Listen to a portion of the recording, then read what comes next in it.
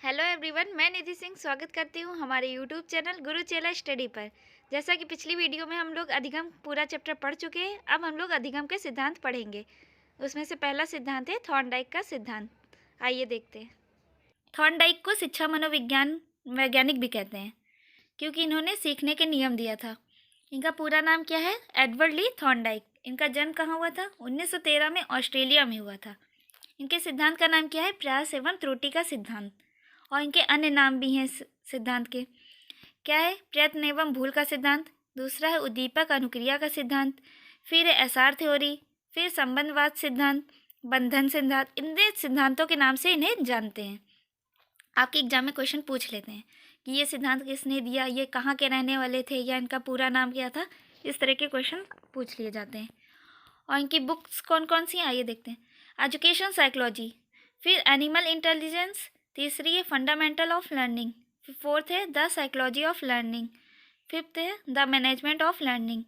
Education psychology और animal intelligence, ये दोनों बुक आपके लिए बहुत ही इंपॉर्टेंट है। प्रयोग इन्होंने किस पे किया? थॉर्नडाइक ने एक भूखी बिल्ली पर इन्होंने प्रयोग किया। प्रयोग क्या था सुन लीजिए थोड़ा सा। इन्होंने एक भूखी बिल्ली पर प्रयोग किया।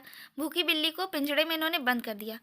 पिंजड़े का दरवाजा एक खटके के सहारे खुलता था। उस खटके को क्या कहते हैं? लीवर। तो और बाहर जो है मृत मछली को भोजन के रूप में रख दिया। बिल्ली भोजन पाने के लिए बार बार अनुक्रिया करती रही, बार बार हाथ पैर चलाती रही। अचानक से उसका पैर जो है खटके पे पड़ा और पिंजड़े का दरवाज़ा खुल गया और बिल्ली ने मृत मछली को पा लिया। उसे खा के अपनी भूख को शांत किया।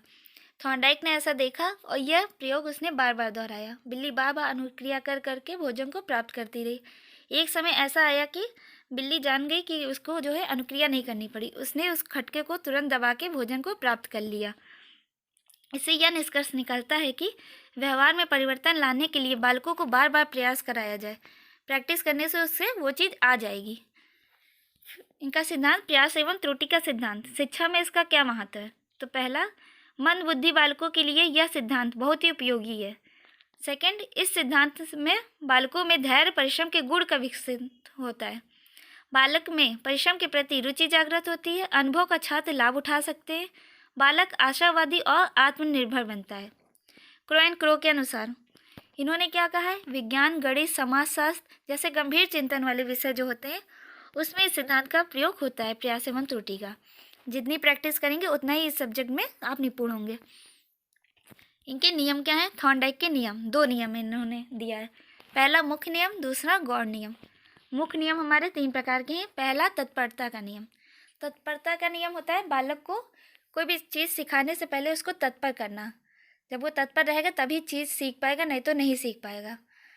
थॉर्नडाइक का प्रथम नियम बताता है कि स्नायु पद्धति किसी कार्य को करने के लिए तत्पर है, तब उसके कार्य करने में संतोष मिलता है। सेकंड, हमारा अभ्यास का नियम। अभ्यास के नियम के भी दो उपनियम है। फर्स्ट है उपयोग का नियम, सेकंड है अनुप्रयोग का नियम। उपयोग के नियम में क्या होता है? जितना आप कोई भी चीज़ प्रैक्टिस करेंगे उतना आपको आती जाएगी।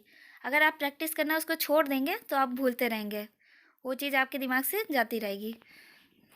फिर आता है प्रभाव का नियम। प्रभाव के नियम के भी दो उपनियम हैं। पहला संतोष का नियम और दूसरा असंतोष का नियम। प्रभाव क्या होता है? जैसे आप कोई भी काम करते हैं तो उसका रिजल्ट क्या मिला, ये होता है प्रभाव का नियम। अगर आपका रिजल्ट अच्छा आया तो आप संतुष्ट हैं, अगर नहीं अच्छा आया तो आप संतुष्ट नहीं होंगे। इसे ही बोलते हैं संतोष का नियम और असंतोष का नियम। गौण नियम हमारे कौन कौन से हैं? फर्स्ट है बहु अनुक्रिया का नियम। ये अभ्यास के नियम से रिलेटेड है।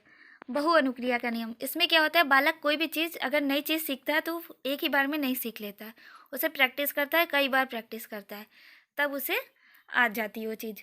कई बार अनुक्रिया करके तब सीखता है। ये बहु अनुक्रिया का नियम है। सेकंड क्या है? मानसिक स्थिति या मनोवृत्ति का नियम।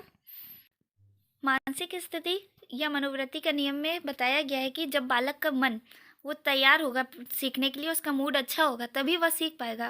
और ज़बरदस्ती आप उसको नहीं सिखा सकते।